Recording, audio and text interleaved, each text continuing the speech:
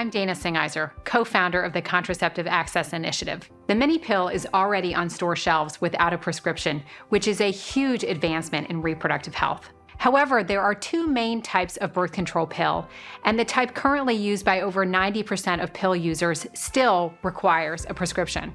True over-the-counter access to the birth control pill can only be achieved if both types of pills are available and affordable for all. Both the mini pill, which is a progesterone-only pill, and the pill, which is a combined hormonal pill, started working through the FDA approval process at about the same time. It is important that the FDA scrutinize drugs for over-the-counter use based on science and evidence.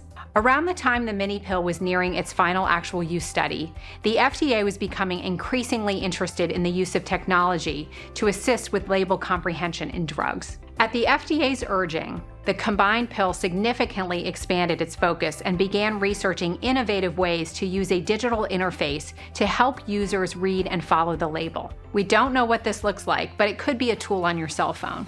The combined contraceptive pill could be the first product to help the FDA realize the goal of pairing technology with over-the-counter drugs. The combined pill has completed more than 40 research tests in total. 2 steps remain: final testing and then final FDA review and decision-making.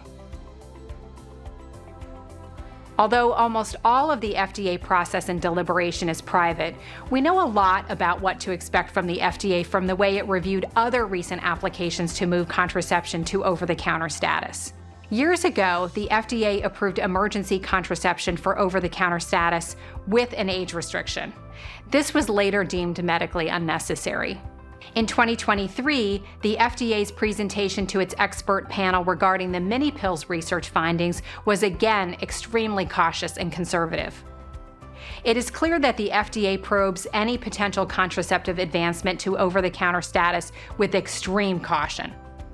Recently, with the mini pill application for OTC status, the FDA presented the research data to its experts in the most conservative view and asked its experts to weigh their recommendations against this backdrop. On the surface, it might have appeared that the FDA had serious concerns about the mini pill and over-the-counter status.